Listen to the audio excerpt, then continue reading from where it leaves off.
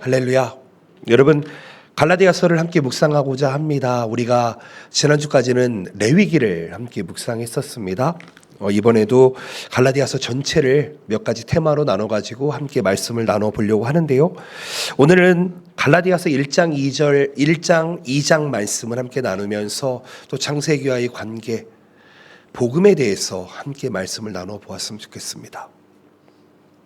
저는 지금 예배가 막 시작이 되었지만 이 예배의 시간에 여러분들의 모든 시선과 방향이 복음의 본질에 고정되시기를 축복드립니다. 바울은 이렇게 이야기하고 있습니다.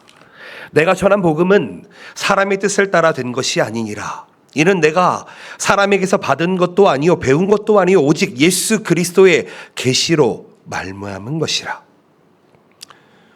사도 바울은 이렇게 이야기합니다. 이 복음이라고 하는 것은 사람이나 생각이나 전통이 아니라 하나님의 계시에 기초하고 있다. 이렇게 이야기하고 있습니다. 저는 오늘 2000년 전에 갈라디아 교회에 쓰여진 이 갈라디아서를 통해서 그 동일한 복음을 우리의 삶 속에서도 살아내야 되지 않느냐라는 말씀을 한번 나눠봤으면 좋겠습니다. 세상에는 수많은 소리가 있고 유혹이 있습니다. 그럼에도 불구하고 복음은 그 세상의 수많은 소리와 유혹을 뚫고 오직 예수 그리스도의 은혜로 살아가는 것이다 라고 말씀하고 있습니다. 갈라디아 1장은요 우리에게 복음이 아닌 다른 복음을 경계하라 라고 경고하고 있습니다. 그리고 2장은 이렇게 이야기합니다. 오직 믿음으로만 의롭다함을 얻는다 이렇게 이야기하고 있습니다. 저는 오늘 복음이라는 주제를 가지고 다른 복음을 살펴보며 우리가 왜 의롭게 되었는지에 대해서 살펴보기를 원합니다. 왜 그것이 우리의 복음이 되는지를 잘 살펴보았으면 좋겠습니다. 사랑하는 성도 여러분, 우리가 신앙생활을 하다 보면은요 우리의 무지함으로 인해서 우리 안에 다른 복음이 끼어들 때가 참 많이 있습니다. 내가 참 복음이라고 참된 복음이라고 생각하고 있었던 것이 나의 생각이나 나의 아집일 경우가 참 많이 있다는 것입니다. 무슨 얘기입니까? 신앙생활을 함에도 불구하고 참된 복음이 흐려질 때가 있다는 것이죠. 왜 그럴까요? 우리 학업과 직장과 우리의 문화와 우리의 윤리 가운데 특별히 우리는 미디어의 홍수 시대를 살아가고 있습니다. 실제로 여러분 유튜브를 볼 때 여러분들이 어떤 정보를 얻게 될 때 정말 그것을 잘 분별할 수 있어야 함을 이 시간에 말씀드립니다. 실제로 우리가 붙들고 있는 복음이 진짜 복음이었는지 아니면 그것이 다른 복음이었는지를 한번 생각해 보기를 소망합니다. 사랑하는 성도 여러분, 오늘 우리는요 이 말씀을 통해서 우리의 마음밭을 한번 살펴보았으면 좋겠습니다. 먼저 여러분 이 고민을 해보셨으면 좋겠습니다.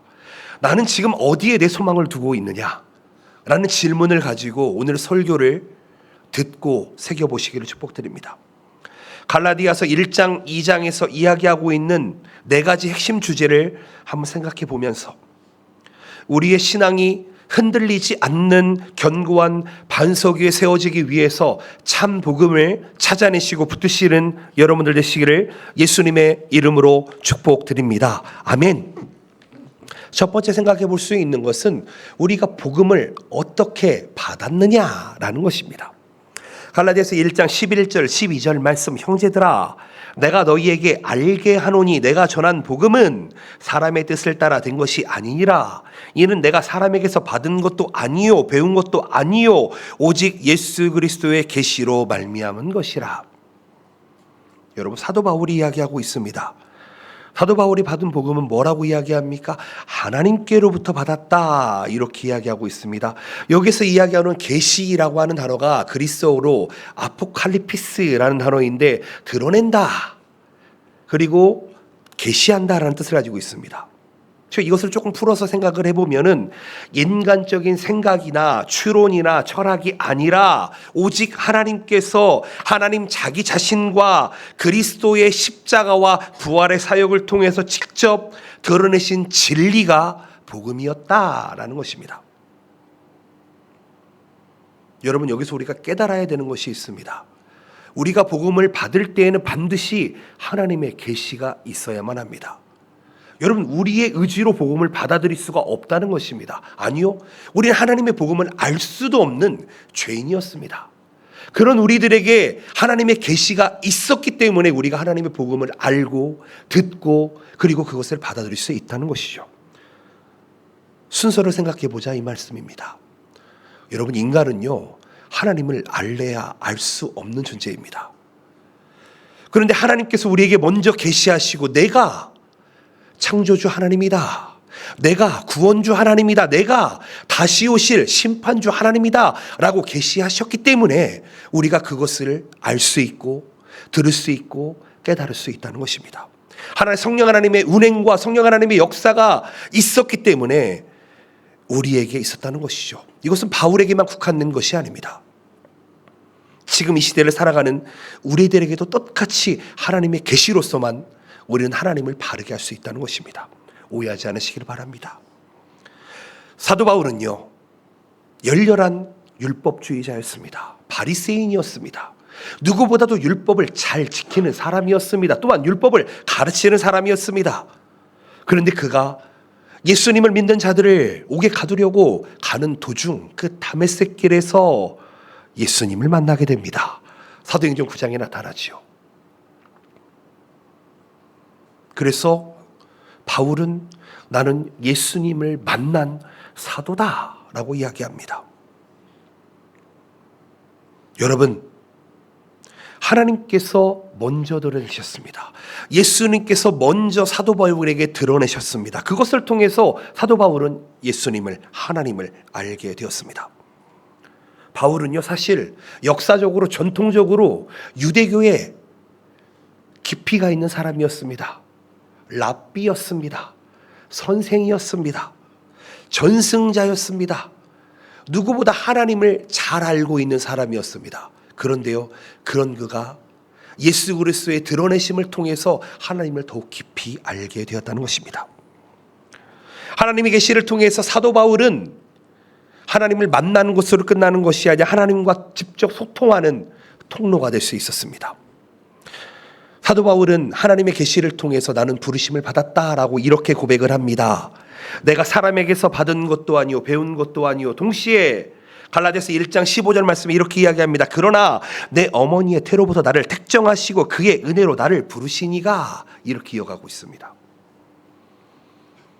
무슨 이야기를 하고 있습니까? 하나님께서 나를 부르셨고 나에게 가르쳐 주셨는데 이것은 어머니의 태로부터 나를 택정하시고 그 은혜로 부르셨다. 여기까지 이어가는 것입니다. 사랑하는 성도 여러분, 여러분들은 누구에게 복음을 들으셨습니까? 누구를 통해서 복음을 받아들이셨습니까? 하나님의 계시가 함께 하셨습니까? 반드시 여러분들에게 이 과정이 있으셔야만 합니다. 사람에게 들어서 배운 지식으로는 진짜 신앙생활을 할 수가 없습니다. 사람의 경험을 통한 신앙생활은요, 진짜가 아닙니다.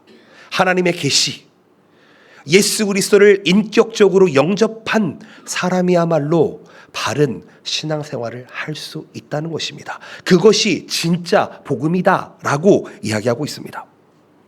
사도 바울은요, 예수 그리스도의 그 부르심, 예수 그리스도의 그 계시를 통해서 예수 그리스도를 만나고 나서요, 바로 무슨 일이 있었는지 아십니까? 그 잠깐의 구절인데요, 사도 바울은 회심 후에 3년 동안 아라비아 광야로 들어가게 됩니다. 하나님을 깊이 묵상하게 됩니다. 신학적 영적 토대를 그 광야에서 만들게 되었다는 것입니다. 사도 바울은 하루아침에 사도 바울이 된 것이 아닙니다. 바울은 이렇게 이야기합니다. 인간적 스승에게 의존하지 않았다. 하나님께서 직접 배우며 하나님께 가르침을 받았다. 여러분, 오해하지 않으시기를 바랍니다. 여러분, 지금도 직통 계시를 받고 어디 가서 혼자 배워라 이 얘기가 아니고요. 사도 바울은요, 처음부터 하나님에 대해서 깊이 잘 알고 있었습니다. 유대교가 예수 그리스도를 인정하지 않을 뿐이지 하나님에 대해서는 잘 가르쳐주고 계시하고 있습니다. 그런데 우리 구원의 통로 되시는 예수 그리스도에 대해 인정하지 못하는 부분을 이해하지 못하고 있다가 예수 그리스도와의 영적인 만남을 통해서 깨닫게 되었다는 것입니다. 저도 신앙생활을 한 30년 정도 하는 것 같습니다. 고등학교 1학년 때부터 하고 있는데요. 여러분 신앙생활 몇 년 하고 계십니까? 오래 하는 것이 중요하다고 생각하십니까? 저는 그렇게만은 생각하지 않습니다.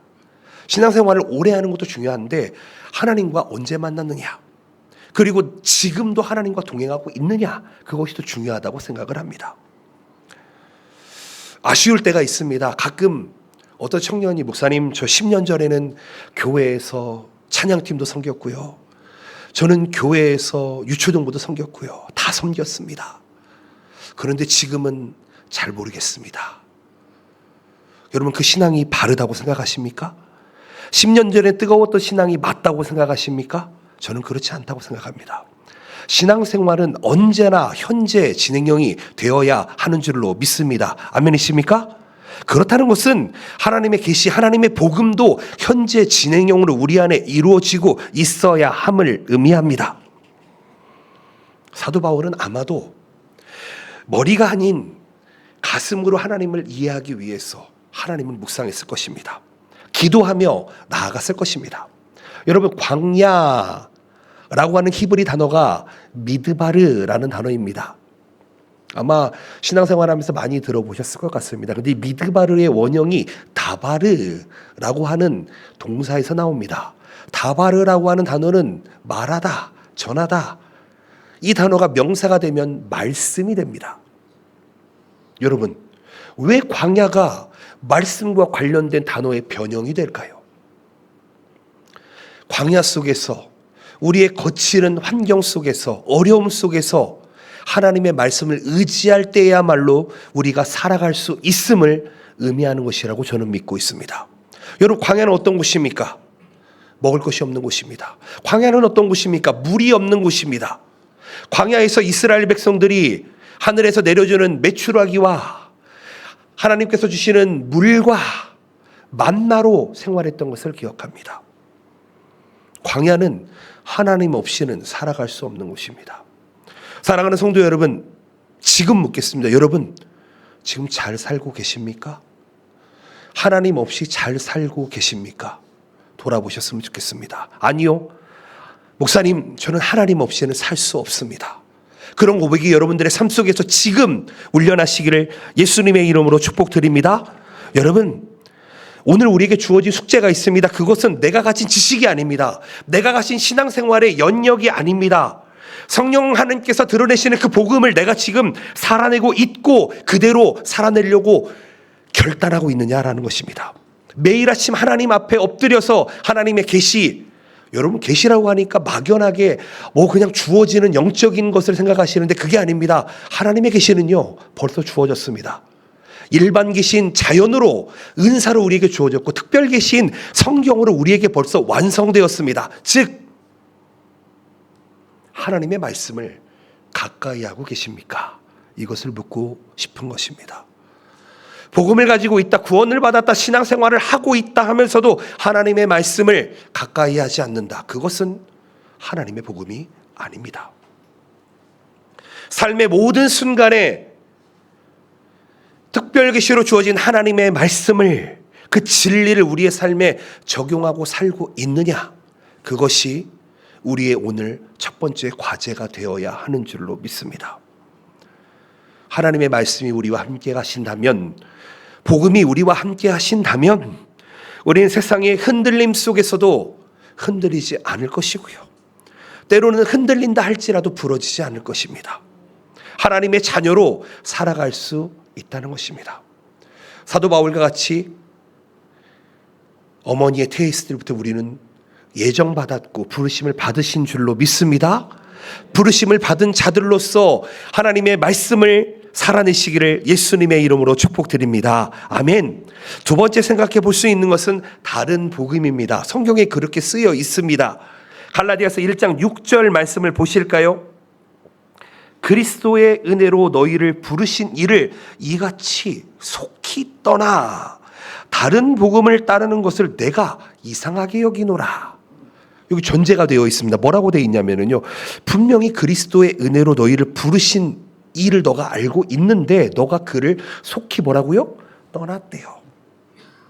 그리고 뭐라고 합니까? 떠나기만 한 게 아니라 다른 복음을 따랐다고 이야기합니다. 그러면서 강하게 지금 질책을 하고 있습니다. 여기에서 다른이라고 하는 단어는 타이네라는 뜻을 가지고 있습니다. 이질적인 뜻을 가지고 있습니다. 복음이라고 하는 단어는 유앙겔리온, 좋은 소식, 복된 소식, 그것을 이야기합니다. 즉 이것을 간단하게 풀어보면 이렇습니다. 겉으로 보기에는 복음인 것처럼 보이는데 본질은 완전히 다른 타인의 복음. 그 복음이 지금 뭘 하고 있다고요? 교회 안에 들어와서 교회를 어지럽히고 있다고 이야기하고 있습니다. 바울은 이어서 1장 8절 9절의 말씀에서 이렇게 이야기합니다. 그러나 우리가 혹은 하늘로부터 온 천사라도 우리가 너희에게 전한 복음 외에 다른 복음을 전하면 저주를 받을지어다. 우리가 전에 말하였거니와 내가 지금 다시 말하노니 만일 누구든지 너희가 받은 것 외에 다른 복음을 전하면 저주를 받을지어라. 뭐라고 이야기합니까? 다른 복음을 저주하고 있습니다. 복음은 순수해야 된다라는 것을 이야기하고 있습니다. 여러분, 저주라는 단어는 무슨 단어인지 아십니까? 완전히 거부되어지다, 완전히 소멸하다라는 뜻을 가지고 있습니다. 즉 교회 안에서 다른 복음을 이야기하면 저주받고 완전히 거절되어지고 완전히 파괴되어진다, 소멸된다는 것을 의미합니다. 즉 다른 복음을 따르는 것은 단순한 잘못을 하고 실수를 하는 것으로 끝나는 것이 아니라 영적인 재앙이다 라는 것입니다. 그렇다면 우리는 사도 바울의 이 경고를 우리는 받을 수 있어야 합니다. 그러기 위해서 우리가 필요한 것이 무엇입니까? 성경을 배워야 하지요. 성경을 알아야 하지요.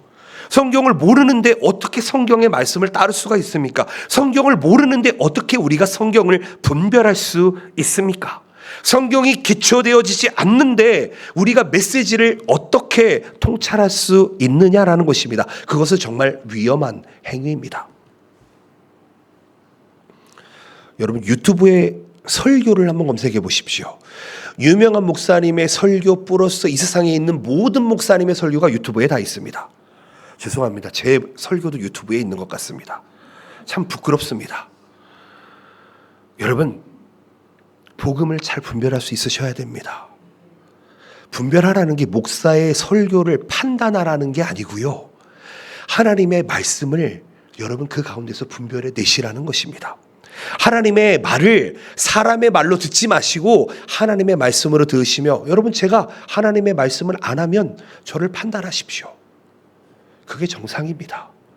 아무나 내가 그냥 존경하는 사람이니까, 내가 친한 사람이니까 그 말이 맞지라고 받아들이는 것이 아니라 여러분 분별할 수 있는 이 가치관이 내 안에 있으셔야 된다는 것입니다. 신앙생활은 굴종이 아닙니다. 신앙생활은 복종이 아닙니다. 신앙생활은 자발적인 헌신이어야만 합니다. 그런데요, 다행히도요, 다른 복음에는 특징이 있습니다. 다른 복음의 특징이 이렇습니다. 잘 들어보시기를 바랍니다. 내가 이제부터 복음을 분별해야 되는데 무엇이 진짜 복음인지를 다른 복음을 통해서 외워봅시다. 다른 복음은 성경에서 이렇게 이야기합니다. 인간의 전통, 철학, 윤리, 규범, 그 외에도 다양한 요소들이 다른 복음이라고 이야기합니다. 즉 무슨 얘기입니까? 복음이라고 하는 것은 예수 그리스도의 십자가와 부활의 핵심을 변제시키는 것이다 라는 것입니다. 아멘이십니까? 여러분, 복음은 이거여야만 합니다. 예수님의 부활과 십자가여야만 하는 줄로 믿습니다. 아멘. 바울이 경계한 것은 다른 게 아니었습니다. 우리가 신앙생활을 이렇게 해야 되는데 어떻게 해야 돼? 오늘 밥은 뭐를 할까? 넌 잘못했어. 넌 잘못하지 않았어. 이것을 이야기하는 것이 아니라, 교리적인 차이를 이야기하는 것이 아니라 본질적인 요소를 이야기하고 있습니다. 즉 예수 그리스도의 십자가의 속죄, 그리고 예수 그리스도의 부활, 이것을 희석하거나 대체하는 것이 다른 복음이다. 아멘이십니까? 만약에 다른 교회에서 예수님의 십자가와 부활을 이야기하지 않는다, 그것은 다른 복음을 이야기하는 것입니다. 하나님은 사랑이시기만 하시다, 하나님은 이런 분이시다, 왜곡하는 것은요, 여러분, 하나님의 본질을 가르치는 것이 아니라 하나님의 그냥 한 속성을 가르치는 것에 지나지 않습니다. 그렇다면 오늘날 우리 신앙생활을 하는 우리들 교회 밖에 흐름이 있을 것입니다. 교회 안에서도 습관도 있을 것입니다. 그렇다면요, 우리가 여기에서 무엇을 집중해야 되느냐? 바로 예수 그리스도의 십자가와 능력을 오해하거나 폄하하는 요소가 있어서는 안 된다는 것입니다. 하나님은 창조주이십니다. 아멘이십니까? 하나님은 구원주이십니다. 하나님은 다시 오실 심판주이십니다. 이게 우리의 신앙의 기본이 되어야만 합니다.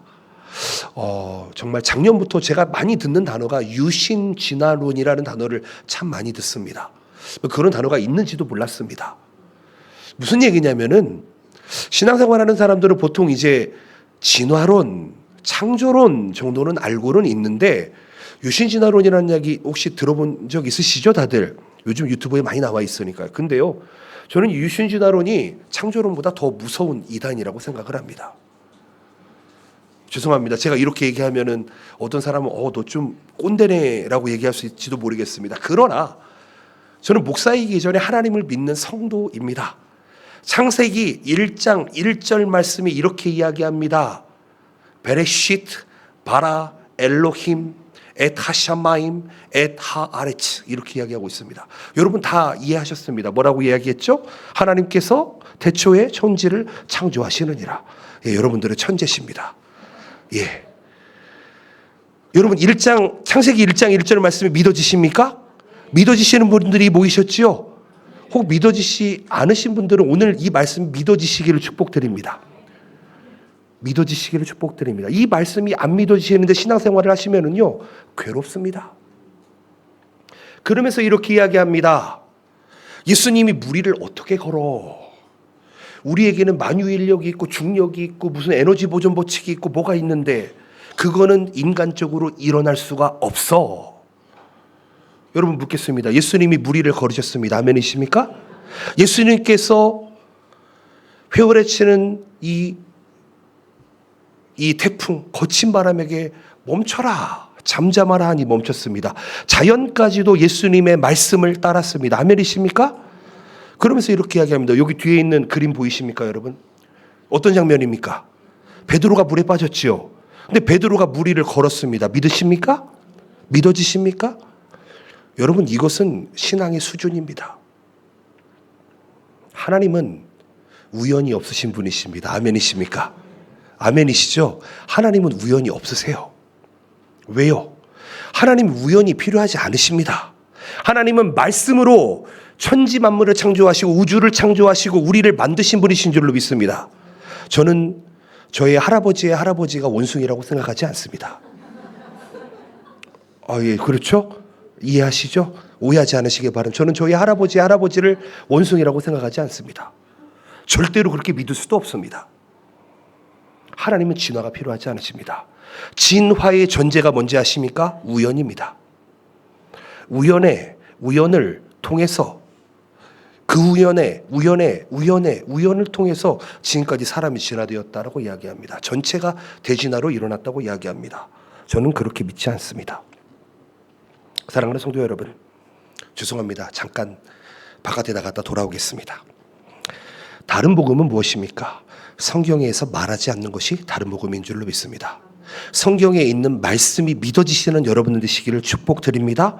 성경은 이렇게 이야기합니다. 구약 성경은요, 우리를 구원하실 메시아를 이야기하고 있고 신약 성경은 우리를 구원하실 메시아가 왔다라고 이야기하고 있습니다. 그리고 제일 마지막에 뭐라고 이야기합니까?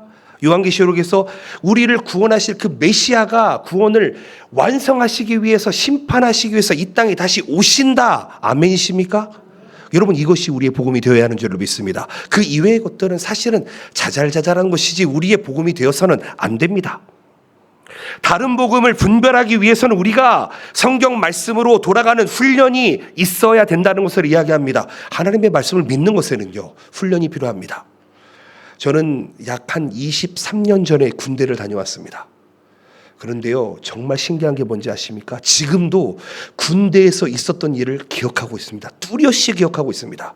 총을 잡으면 어떻게 해야 되는지, 분해를 어떻게 해야 되는지, 어떻게 조립을 하는지, 그때 했던 말과 행동, 그때 했던 군번까지 기억하고 있습니다. 어쩜 그럴까요? 왜 그럴까요? 2년 동안 똑같은 일을 매일 반복했습니다. 매일 반복하고 매일 확인받고 그랬더니요, 제 삶 속에 각인되어졌습니다. 여러분, 훈련은 그런 것입니다. 자, 군생활이 쉽다고 생각하시는 분 계십니까 혹시? 군생활은 쉽지 않습니다. 탄식이 튀어나오고 있습니다. 군대 갔다 오신 분들은 군생활이 쉽지 않다는 걸 알고 있습니다. 그런데요, 그것을 통해서 깨달은 것이 있습니다. 내 삶에 각인되는 무언가가 있습니다. 그렇다면 왜 신앙생활을 하는데 훈련을 해야 되느냐라고 이야기하냐면은 우리가 성경으로 살지 못하는 사람이기 때문입니다. 우리는 태어나면서부터 죄인이었습니다. 이게 아마 이해가 안 되시면 큰일입니다. 너 왜 죄인이라고 하느냐 하지 마시고요. 성경이 그렇게 이야기합니다. 우리는 태어나면서부터 죄인이다. 그런데 그 죄인이 하나님의 자녀로 살아가야 되는데, 크리스천으로 살아가야 되는데, 복음으로 살아가야 되는데 쉽겠습니까? 여러분, 군생활 하면은요, 이등병 되기 전에 훈련병이라는 시간이 있습니다. 훈련병 때의 군인은 군인이라고 이야기하지 않습니다. 아직 군인이 아닙니다. 여러분 이해하십니까? 훈련병은요, 군인이 되기 위한 훈련하는 시간이지, 진짜 군인은 이등병, 여기에다 요 마크를 달 때부터가 군인이라고 이야기합니다. 훈련병을 군인이라고 이야기하지 않습니다. 왜요? 훈련받다가 퇴소하는 사람들이 꽤 있기 때문입니다. 군인이 되지 못할 자질과 자세가 돼 있으면, 훈련을 끝까지 못 받으면 군인이 되지 못합니다. 나갔다가 다시 들어옵니다. 또 나갔다가 다시 오는 사람을 제가 몇 번을 봤습니다. 여러분, 왜 훈련되어져야 될까요? 우리는 성경대로 살아가기가 쉽지 않은 존재이기 때문입니다. 그리고 성경대로 살아가는 것 또한 내 힘으로 할 수 있는 것이 아니기 때문입니다. 하나님의 능력, 성령 하나님의 도우심이 아니면 우리는 성경을 살아낼 수 없는 죄인입니다. 그렇기 때문에 우리는 매주 공적인 예배를 통해서 하나님의 말씀을 채워야 합니다. 매일매일의 성경 묵상을 통해서 하나님의 말씀을, 계시를 받아들이고 묵상해야 됩니다. 또 작은 모임을 통해서 서로가 서로에게 이 가르침이 실제로 예수 그리스도의 십자가와 부활을 증거하고 있는지를 확인하셔야 됩니다. 우리의 신앙은 어떤 사상이나 어떤 감정에 치우쳐서는 안 됩니다. 오직 예수 그리스도와 예수 그리스도의 십자가 그리고 부활과 관계가 있느냐, 그 복음 위에 우리가 굳건히 서 있느냐를 돌아보셔야 하는 것입니다. 아멘이십니까? 제가 간단하게 다른 복음을 설명했습니다. 깨달아 보셨으면 좋겠습니다. 혹 내가 본질이 아닌 비본질을 따르고 있었다면 여러분, 본질로 돌아오시기를 축복드립니다. 정말 중요합니다. 신앙생활은 속도가 아닙니다. 신앙생활을 뭘 많이 한다고 되는 것도 아닙니다. 오래 한다고 되는 것도 아닙니다. 신앙생활은 하나님의 방향에 나를 맞추는 것입니다. 아멘이시죠? 그게 진짜 복음인 줄로 믿습니다. 여러분, 다른 복음의 길을 타고요, 속도가 빨라지면 빨라질수록 하나님의 복음과는 멀어지게 될 것입니다. 여러분, 하나님의 복음, 진짜 복음, 그것을 발견하시고 그것을 붙들고 신앙생활 하시기를 예수님의 이름으로 축복드립니다. 아멘. 세 번째입니다. 믿음과 율법의 관계를 생각해 봤으면 좋겠습니다. 갈라디아서 2장 16절 말씀, 사람이 의롭게 되는 것은 율법의 행위로 말미암음이 아니요 오직 예수 그리스도를 믿음으로 말미암는 줄을 알므로 우리도 그리스도 예수를 믿나니 이는 우리가 율법의 행위로서가 아니고 그리스도를 믿음으로써 의롭다함을 얻으려 함이라. 율법의 행위로서는 의롭다함을 얻을 육체가 없느니라. 아멘. 여러분, 요걸 깨달으셔야 됩니다. 이게 복음입니다. 사람이 율법의 행위로는 의롭다함을 얻을 수 없다. 오직 예수 그리스도를 믿는 믿음으로 말미암아 의롭다함을 얻는다. 아멘. 여러분, 의롭다함을 얻는다, 즉 의인이 된다, 이 상태를 한번 생각해 봤으면 좋겠습니다. 여러분, 어떤 상태가 의인이라고 생각하십니까? 겉으로 보면은 좀 깔끔하게 입고 깨끗하게 하고, 지금 제 머리로는 안 되겠지만 좀 이렇게 가르마 좀 타고 깔끔하게 정리하고 안경도 좀 쓰고 지적으로 보이고, 여러분, 그 상태가 의인이라고 생각하십니까? 그렇지 않습니다. 여러분, 우리를 하나님이 의롭게 보시는데요, 그것은 우리를 보는 게 아닙니다. 우리 원래 뭐라고요? 죄인이라고요.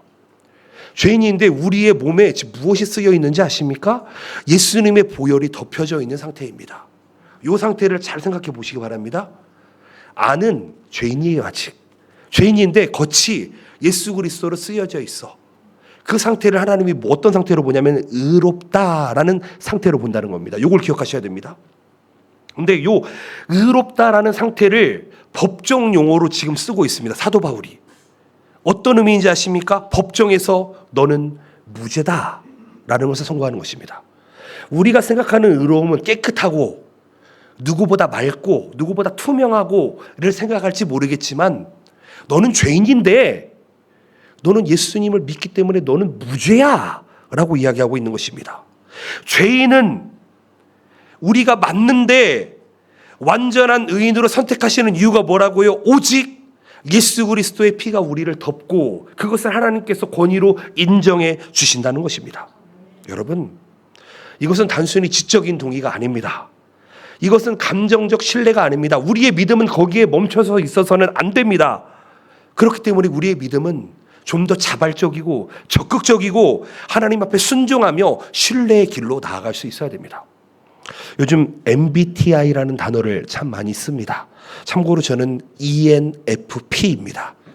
이렇게 쓰고 한마디로 있습니다. 호구다. 일본말로는 와니구치다. 이렇게 이야기하면 이해하기 좋으실 것 같습니다. 좋습니다. 신앙생활을 하면서 호구로 살기 참 좋은 것 같습니다. 그런데 여러분, 신앙생활은요, 우리가 외향형인 사람도 있고 내향형인 사람도 있습니다. 그런데요, 신앙생활은 저는 누구나가 다 저돌적인 사람이 되어야 한다고 생각합니다. 왜요? 하나님께서 우리를 예수 그리스도를 알게 하시고 믿게 하시고 우리에게 준 사명이 뭔지 아십니까? 오직 너에게 성령이 임하시면 너희가 권능을 받고 온 유대와 사마리아와 땅끝까지 이르러 내 증인이 되리라 하시니라, 이렇게 말씀하셨거든요. 여러분, 가셔야 됩니다. 어딘가는 가셔서 복음을 전하셔야 됩니다. 마태복음 28장에 뭐라고 이야기하는지 아십니까? 오직 성령이 너희에게 임하시면 너희가 아버지와 아들과 성령의 이름으로 세례를 주고 가르쳐 지키게 하라. 그 복음의 말씀을 가르쳐 지키게 하라. 이렇게 말씀하고 있습니다. 여러분, 신앙생활은요, 지적으로 동의하는 단계로 끝나서는 안 됩니다. 찬양할 때도요, 입만 뻥끗하는 찬양이 아닙니다. 내 안에서부터 우러나오는, 안에서부터 울려나오는 찬양이 나와야 된다는 것이죠. 감정적으로 그냥 눈물 한번 흘리고 하나님, 회복됐어요, 끝나는 것이 아니라 여러분, 의지적인 헌신이 필요하다는 것입니다. 순종이 필요하다는 것입니다. 믿음이 필요하다는 것입니다. 바울은 이렇게 이야기합니다. 율법 행위로 의롭다함을 받은 것을 하는 자들을 향해 이렇게 이야기합니다. 율법은 인간을 불완전한 순종으로 전제하기 때문에 아무리 열심히 지켜도 완벽해질 수가 없다. 사도 바울이 이렇게 이야기하고 있습니다. 왜요? 사도 바울은 율법을 통해서 완벽을 추구하던 사람이었습니다. 100%를 추구하던 사람이었습니다. 근데요, 율법을 통해서는 해도 완벽이 되지 않는다가 결론입니다. 갈라디아서 3장 10절 말씀 이렇게 이야기합니다. 무릇 율법 행위에 속한 자들은 저주 아래에 있나니. 아멘. 율법은 이렇게 이야기합니다. 너 율법 지켰어? 아니, 못 지켰어. 그럼 또 저주를 면할 수 없을 거야. 여러분, 율법은 사람을 심판하는 잣대가 돼버립니다. 심판하는 기준이 돼버립니다. 여러분, 우리의 신앙은 그렇게 돼서는 안 됩니다. 스스로의 선행과 종교적 행위가 여러분 우리의 의로 나타나서는 안 됩니다. 오직 우리의 의는 우리를 위해 십자가에 달리신 예수 그리스도의 십자가의 희생과 그리고 그 부활로 말미암아 우리에게 생명을 주신 그 은혜로 말미암아 우리는 의롭게 되는 줄로 믿습니다. 그것을 통해 우리는 완전해지는 줄로 믿습니다. 예수님께서 십자가에 달리시고 죽기 직전에 말씀하십니다. 다 이루었다. 무엇을 이루었다고요? 이제 하나님께서 약속하신 모든 약속을 다 이루셨다고요. 여러분, 이 믿음의 원리를 지키는 게 얼마나 중요한지 아십니까? 우리가 신앙생활을 하면, 신앙생활을 잘 하면 할수록 교회의 행사에 스케줄에 참여하면 할수록 나 교회 한 번도 빠지지 않았는데, 나 교회 몇 년 다녔는데, 나 교회에서 이만큼 하는데 내 직분은 무엇인데, 여러분, 그것이 나의 타이틀이 될 때가 있습니다. 그렇지 않다는 것이죠. 갈라디아서 2장 20절 말씀을 묵상해 보시길 바랍니다. 내가 그리스도와 함께 십자가에 못 박혔나니 그런즉 이제는 내가 사는 것이 아니요 오직 내 안에 그리스도께서 사시는 것이라. 이제 내가 육체 가운데 사는 것은 나를 사랑하사 나를 위하여 자기 자신을 버리신 하나님의 아들을 믿는 믿음 안에서 사는 것이라. 아멘. 신앙생활하면서 착각하는 사람들이 있습니다. 내가 의롭다함을 얻었는데 예수님의 십자가와 부활을 믿는다라고 이야기합니다. 그런데요, 그 시점이 좀 잘못됐습니다. 2000년 전에 돌아가신 예수님이 나를 위해 돌아가셨다, 부활하셨다로 믿습니다. 다시 한번 말씀, 제가 지금 틀린 말을 하는지 바른 말을 하는지 잘 분별해 보시기 바랍니다. 근데 오늘 본문 말씀에 뭐라고 하고 있냐면, 내가 그리스도와 함께 십자가에 못 박혔나니. 여러분들에게 질문하겠습니다. 여러분은 예수님과 함께 십자가에 못 박히셨습니까? 죽으셨습니까? 살아계십니까? 죽으셔야 됩니다. 여러분, 죽은 자만이 부활을 경험할 수 있습니다. 아멘이십니까? 죽은 자가 부활을 경험해 살아있는 자를 부활했다라고 이야기하지 않습니다. 여러분, 죽어야지 예수님을 만나요. 예수님을 만나 죽어야지 내가 부활한다고요. 내가 살아난다고요. 내가 살아있으면 우리는 하나님을 경험할 수 없어요. 여러분, 내가 살아있으면 우리는 의롭게 될 수가 없다고요. 오직 성령으로 말미암아 새로운 생명 가운데 살아가시도록 하나님께서 초대하고 계시는데 우리는 아직도 살아있습니다. 신앙생활을 하시는데 저 이런 얘기 정말 많이 듣습니다. 목사님, 제 경험에는 말이에요. 제 생각에는 말이에요. 여러분, 이런 얘기 잘 안 들으십니까? 저 이런 얘기 정말 많이 듣습니다. 아, 아직도 살아계시는구나. 기도합니다. 하나님, 빨리 죽게 하여 주시옵소서. 오해하지 않으시기 바랍니다. 제가 말하는 죽음은 그 죽음이 아닙니다.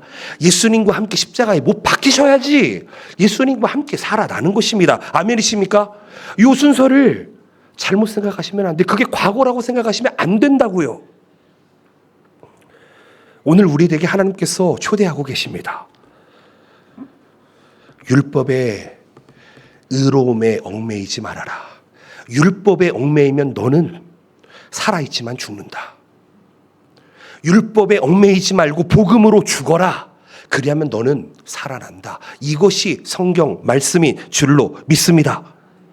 여러분, 그렇다면 여러분 어차피 한번 죽은 인생 또 다시 내 뜻대로 사시겠습니까? 내 마음대로 사시겠습니까? 내 경험이 있으니까, 내 힘이 있으니까, 내 젊음이 있으니까 그대로 사시겠습니까? 아니면은 우리의 소망과 정체성이 예수 그리스도께 속한 자, 즉 예수 그리스도의 것으로, 혹은 예수 그리스도의 종으로, 더 안 좋은 표현이라면 예수 그리스도의 노예로 살아가시겠습니까? 저는요, 저희 아버지가 이런 말씀 자주 하십니다. 성경에 쓰여 있지 않느냐, 뱀의 꼬리가 되지 용의 꼬리가 되지 말고 뱀의 머리가 되어라. 이런 얘기를 많이 하시는 것 같은데 저는 그렇게 생각하지 않습니다. 저는 용의 꼬리보다 예수 그리스도의 종이 되는 것을 택하겠습니다. 여러분, 무엇이 우리의 소망이 되고 정체성이 되어야 되겠습니까? 나는 무엇을 위해 살고 계십니까? 율법이 나에게 무엇을 해주고 있으십니까? 율법이 나를 살게 합니까? 그렇지 않습니다. 사랑하는 성도 여러분, 믿음으로 살아내십시오. 복음으로 살아내십시오. 복음대로 사십시오. 하나님의 말씀대로 사십시오. 그것이 진짜 신앙인 줄로 믿습니다. 그것을 통해서 나뿐만 아니라 하나님께 주신 공동체, 우리 가족과 우리 교회와 또 우리가 속해 있는 모든 커뮤니티가 살아나게 되는 줄로 믿습니다. 아멘. 마지막으로 네 번째입니다. 그리스도와의 연합. 여러분, 이것을 기억하셔야 됩니다. 2장 20절 말씀 다시 한번 있습니다. 내가 그리스도와 함께 십자가에 못 박혔나니 그런즉 이제는 내가 사는 것이 아니요 오직 내 안에 그리스도께서 사시는 것이라. 이제 내가 육체 가운데 사는 것은 나를 사랑하사 나를 위하여 자기 자신을 버리신 하나님의 아들을 믿는 믿음 안에서 사는 것이라. 여기서 함께 산다고 이야기합니다. 이게 무슨 얘기냐면요, 함께 매여 못 박힌다라는 것입니다. 다시 한번 말씀드립니다. 예수님께서 우리에게 이렇게 말씀하십니다. 수고하고 무거운 짐진 자들아, 다 내게로 오라. 내가 너희를 뭐라고요? 쉬게 하리라. 근데 그 다음 구절이 뭐라고 되는지 아십니까? 그러나 너는 나의 멍에를 메라.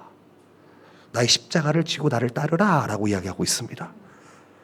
다시 한번 말씀드리겠습니다. 여러분, 아까 제가 같이 돌아가셨냐고 죽었냐고 말씀드렸죠. 예수님과 함께 못 박히셨습니까? 요거를 기억하셔야 됩니다. 예수님과 함께 못 박힌 사람은 절대로 성도들을 아프게 할 수 없습니다. 하나님의 형상인 사람을 상처 줄 수 없습니다.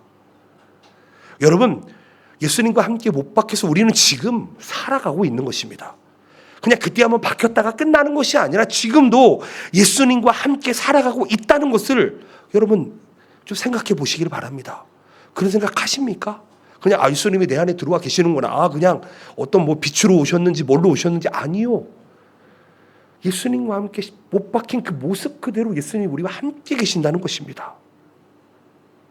우리는 예수님과 함께 죽음에 참여했고 그분의 부활 생명 안에 새로운 존재를 얻은 사람들이라는 것입니다. 여러분, 예수 그리스도와 연합하는 순간, 예수 그리스도와 함께 못 박힌 순간, 죽은 순간 우리에게 새로운 신분이 허락됩니다. 그것은 내가 사는 것이 아니요 내 안에 그리스도가 살게 된다는 것입니다. 우리는 더 이상 내 노력으로 살아서는 안 됩니다. 내 힘으로 살아서도 안 됩니다. 내 지인 찬스를 통해 살아서도 안 됩니다. 이제는 내 공로로 사는 것이 아니라 우리 고린도후서 5장 17절 말씀에 이렇게 이야기합니다. 함께 읽습니다. 시작. 그런즉 누구든지 그리스도 안에 있으면 새로운 피조물이라. 이전 것은 지나갔으니 보라 새 것이 되었도다. 아멘. 여러분은 새 것입니다. 아멘이십니까? 예, 겉으로 봐서는 한 것처럼 보이죠. 겉으로 봐서는 아직 변하지 않은 것처럼 보이죠. 제가 말씀드리죠. 창세기 1장에 시작되는 베레시트 바라라고 하는 단어가 창조하다라는 단어입니다. 여러분, 이 단어가 똑같이 여기 쓰여져 있습니다. 새 것이 되었다라는 것이 새롭게 창조되었다는 뜻입니다. 여러분, 우리가 새롭게 되었다니까. 예수님 믿었는데 사실 목사님 뭐가 변했죠? 목사님 지금도 여기 얼굴도 크시고 키도 크시고 배도 나오셨는데 뭐가 바뀌셨죠? 바뀌었습니다. 저는 완전히 질이 달라진 사람이 됐습니다. 이제는 저는 죄인이 아닙니다. 저는 하나님의 자녀입니다. 저는 이제 하나님의 자녀가 아닐 수도 없습니다. 하나님의 자녀로 예정되었고 구원받고 하나님의 뜻대로 살려고 노력하는 하나님의 백성입니다. 여러분, 내가 예수 그리스도를 믿는 순간에 새롭게 창조되었다. 여러분, 이런 생각 해보신 적 있으십니까? 이게 얼마나 깊은 은혜인지 아십니까? 새롭습니다. 우리 옆에 있는 분들과 한번 인사해 보겠습니다. 새로우시군요. 새로우시군요. 예, 자매님 새로우시군요. 여러분, 어디 가가지고 안 고치셔도 됩니다. 지금 새로우십니다. 따로 시술 안 하셔도 됩니다. 새로우십니다. 충분히 새로우십니다. 하나님의 형상에 닮아 계십니다. 걱정하지 않으시기를 바랍니다. 그런즉 누구든지 그리스도 안에 있으면 새로운 피조물이라. 이전 것은 지나갔으니 보라 새 것이 되었도다. 예수 그리스도와의 연합은 우리를 과거의 죄에서 해방시킵니다. 사망에서 건져냅니다. 그리스도의 생명으로 우리를 재창조하십니다. 그리스도와의 연합은 우리의 정체성과 삶의 동력이 되어야 합니다. 로마서 1장 17절 말씀에서는 이렇게 이야기합니다. 오직 의인은 믿음으로 말미암아 살리라. 우리는 매일의 고난과 시험 속에서 그리스도가 내 안에 사심을 믿음으로 사셔야 됩니다.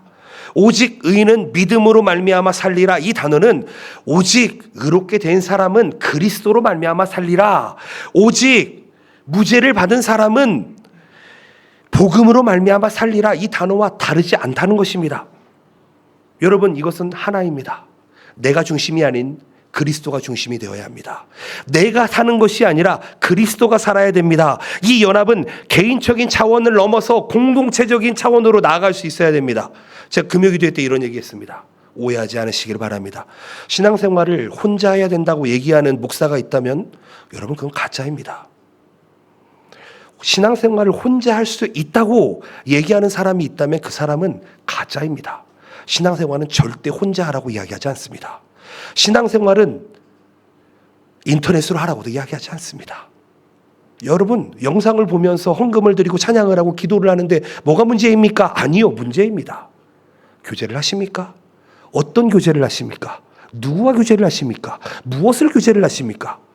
여러분, 신앙생활은 절대 혼자 할 수 없습니다. 그것은 하나님께서 우리에게 주신 선물입니다.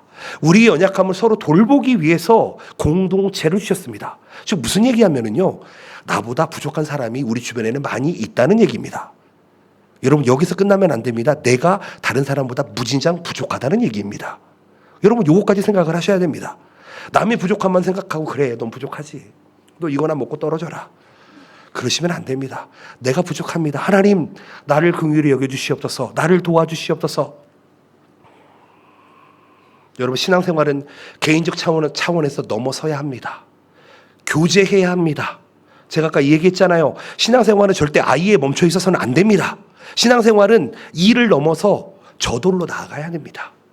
주변에 있는 사람들을 섬기고 세우고 나도 그들을 통해 세워지는 게 신앙생활이라는 것입니다. 그것이 바로 그리스도와의 연합이라는 것입니다. 왜냐하면 우리는 그리스도와 내가 연합됨으로 저도 여러분과 연합될 수 있습니다. 아멘이십니까? 교회는 그리스도의 몸이요, 그리스도는 교회의 머리라. 성경은 이렇게 이야기합니다. 그래서 교회에는 성찬이 있고 교제가 있고 기도가 있고 섬김이 있고, 그것을 통해서 그리스도의 생명이 흘러 넘치게 된다는 것이죠. 사랑하는 성도 여러분, 세상의 복음을 증거하는 그리스도의 연합이 우리 가운데 이루어지시기를 예수님의 이름으로 축복드립니다. 아멘. 말씀을 맺겠습니다. 갈라디아서 1장 2장 말씀을 가지고 말씀을 전했습니다. 제가 좀 여러 가지 얘기를 했지만 다 이해하지 못하셔도 복음만은 이해하시기를 바랍니다. 내가 너희에게 전한 복음은 사람에게 난 것이 아니다, 하나님께로부터 온 것이다. 기억하시기 바랍니다. 우리의 복음은 오직 하나님의 계시로부터 시작된다는 것을 기억하시길 바랍니다. 세상 풍조와 사람들이 좋은 말로, 나를 현혹하는 말로, 그럴듯한 말로 다른 복음으로 나를 잡아 끌려 할지라도 여러분, 다른 복음에 속지 않으시기를 축복드립니다. 다른 복음에 넘어가지 않으시기를 바랍니다. 매일 말씀과 기도의 자리로 들어가서 하나님의 말씀, 하나님의 계시 가운데 거하시기를 축복드립니다. 사람이 율법의 행위로는 의롭다함을 얻을 수 없습니다. 오직 예수 그리스도를 믿음으로 말미암아 의롭다함을 얻을 수 있습니다. 우리의 의로움은 나로부터 시작되지 않습니다. 우리의 전통으로도 시작되지 않습니다. 오직 주를 향한 저돌적인 헌신과 순종으로부터 시작된다는 것을 믿으시기를 예수님의 이름으로 축복드립니다. 여러분, 혼자만 믿지 마시고 여러분들의 공동체, 여러분들의 가정과 여러분들이 속해 있던 모든 커뮤니티가 그렇게 될 것을 믿음으로 선포하시기를 축복드립니다. 그래서 성경에서는요, 이런 구절이 참 많이 나옵니다. 시편에 보면 내 영혼아 주님을 찬양하라, 내 영혼아 주님을 송축하라. 이 전제가 뭔지 아십니까? 나는 주님을 찬양할 수 없는 환경입니다. 나는 주님을 송축할 수 없는 환경입니다. 그러니까 뭐라고 지금 고백을 합니까? 누가 누구한테요? 내가 나한테 고백하고 있는 겁니다. 내 영혼아 주님을 찬양하라, 내 영혼아 주님을 송축. 여러분 지금부터 한 주로 살아가는데 제가 예언 하나 하겠습니다. 힘든 일이 반드시 있을 겁니다. 힘든 일이 있으라고 얘기하는 게 아니래요. 누구나에게도 힘든 일이 있습니다. 낭망이 있습니다. 불안이 있습니다. 어려움이 있습니다. 그런데 여러분, 그 상황이 찾아올 때에 우리의 답은 하나입니다. 내가 예수 그리스도와 연합하여 있는가? 내가 예수 그리스도의 십자가에 박혀 있는가? 예수 그리스도와 함께 십자가에 죽었는가? 다시 살아났는가? 고백하시기를 바랍니다. 내 영혼아 주님을 송축하라, 내 영혼아 주님을 찬양하라, 내 영혼아 복음을 회복하라, 내 영혼아 그리스도를 회복하라, 내 영혼아 말씀을 회복하라, 내 영혼아 기도를 회복하라, 내 영혼아 찬양을 회복하라. 고백해 보시기를 예수님의 이름으로 축복드립니다. 이 연합 안에는 신비가 있습니다. 그 신비는 무엇입니까? 바로 죄와 사망으로부터의 해방입니다. 자유입니다. 아까 말씀드렸죠. 의롭다함이 뭐라고요? 여러분들은 무죄다. 여러분들은 이제 무죄입니다. 여러분들은 예수 그리스도로 말미암아 죄가 맑게 씻겨졌습니다. 이제 과거로부터 오는 사단으로부터 오는 공격으로부터 자유하시기를 예수님의 이름으로 축복드립니다. 여러분, 나만 잘 살기 위해 살지 마시고요, 공동체 안에서 서로의 지체를 사랑으로 섬겨가시고 주님의 몸을 주님의 몸인 교회를 온전히 세워나가시는 여러분들 되시기를, 이 시간 결단하며 나가는 여러분들 되시기를, 그리고 하나님의 말씀으로 복음으로 그리스도의 열매를 맺고 나아가는 여러분들 되시기를, 세상의 빛과 소금의 역할을 다하는 여러분들 되시기를 예수님의 이름으로 축복드립니다. 아멘.